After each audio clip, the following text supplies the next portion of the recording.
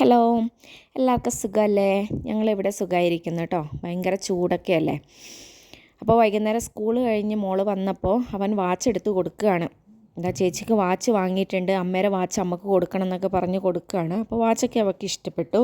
അങ്ങനെ ഞങ്ങൾ ചായ കൂടിയൊക്കെ കഴിഞ്ഞു. അവൾക്ക് ഏപ്രിൽ മാസം ഫുള്ള് ക്ലാസ് ഉണ്ട് കേട്ടോ. മെയ് 1 മുതലാണ് വെക്കേഷൻ സ്റ്റാർട്ട് ചെയ്യുന്നത്. അപ്പോൾ 1-ാം തീയതി ഞങ്ങൾ നാട്ടിലേക്ക് പോകും. വെക്കേഷനാണല്ലോ, ഞങ്ങളിതുവരെ പോയിട്ടില്ല.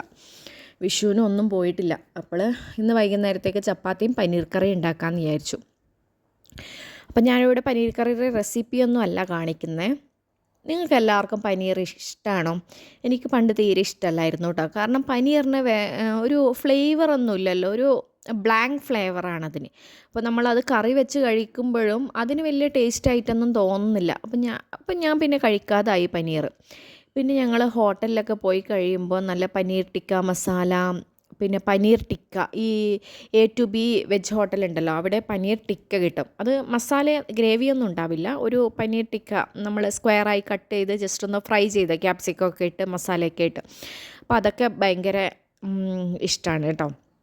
അപ്പോൾ അത് കണ്ടിട്ട് വന്നിട്ട് മുമ്പ് അങ്ങനെ യൂട്യൂബിൽ റെസിപ്പി വീഡിയോസൊക്കെ ഉണ്ടാകുന്ന കുറവാണ്. പിന്നെ ഈ യൂട്യൂബ് റെസിപ്പി വീഡിയോ ഒക്കെ വന്നപ്പം ഞാൻ വീഡിയോസൊക്കെ കണ്ട് ഉണ്ടാക്കാൻ തുടങ്ങി. പനീർ ബട്ടർ മസാല, പനീർ ടിക്ക മസാല, പനീർ ബിരിയാണി, പനീർ ടിക്ക ഒക്കെ ഉണ്ടാക്കാൻ തുടങ്ങി. ഈ പനീർ കറി ഉണ്ടാക്കുമ്പോൾ നമ്മൾ സാധാരണ കറി ഉണ്ടാക്കുന്ന പോലെയല്ല, കുറച്ച് വ്യത്യാസമുണ്ട് കേട്ടോ. അതിൽ കസൂരി മെത്തി ആഡ് ചെയ്യാറുണ്ട്, അപ്പോഴാണ് കുറച്ചും കൂടി ടേസ്റ്റ് ഉണ്ട്. ഫ്രഷ് ക്രീം ആഡ് ചെയ്യാറുണ്ട്. പിന്നെ നമ്മൾ കാഷ്നട്ടൊക്കെ ജസ്റ്റ് ഒന്ന് അരച്ച് ചേർക്കും, തക്കാളിയും ഒക്കെ അരച്ച് ചേർക്കുമ്പോഴാണ് അതിന് കൂടുതൽ ടേസ്റ്റ് ഉണ്ടാവുക എന്ന് എനിക്ക് തോന്നിയിട്ടുണ്ട്.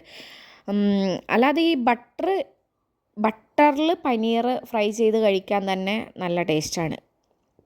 കുറച്ച് മുളക് പൊടിയും കുറച്ച് പെപ്പർ പൊടിയൊക്കെ അതിൽ സ്പ്രിങ്കിൾ ചെയ്താൽ മതി. കുറച്ച് ഉപ്പൊക്കെ ഇട്ട് കഴിക്കാനും നല്ല അടിപൊളി ടേസ്റ്റാണ്. അപ്പോൾ എൻ്റെ പനീർ കറിയൊക്കെ റെഡിയായി.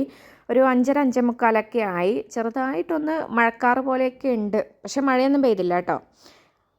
അപ്പോൾ പനീർ തിളക്കാൻ വെച്ചിട്ട് ഞാൻ അവിടെയൊക്കെ ഒന്ന് ക്ലീൻ ചെയ്തു, കസൂരി മേത്തിയൊക്കെ ഇട്ടു. പനീർ കറി നല്ല സെറ്റായി കുറുകി വന്നിട്ടുണ്ട്.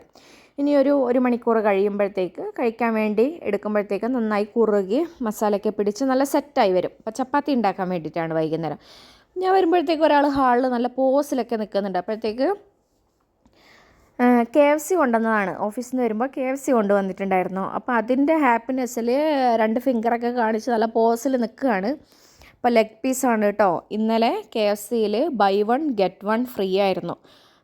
6 ലെഗ് പീസും 2 ഡിപ്പും കൂടി വാങ്ങിയാൽ എഗെയിൻ 6 ലെഗ് പീസും 2 ഡിപ്പും ഫ്രീ ആയിരുന്നു. പക്ഷെ ഞങ്ങളത് കാണുമ്പോൾ രാത്രി 10 മണിയൊക്കെ ആയിട്ടുണ്ടായിരുന്നു, അതുകൊണ്ട് വാങ്ങിയില്ല. അപ്പോൾ ഇന്ന് ഫ്രീ ഒന്നുമില്ല. അപ്പോൾ രാത്രി മാങ്കയൊക്കെ കട്ട് ചെയ്ത് കഴിച്ച് ഞങ്ങൾ കിടന്നുറങ്ങി.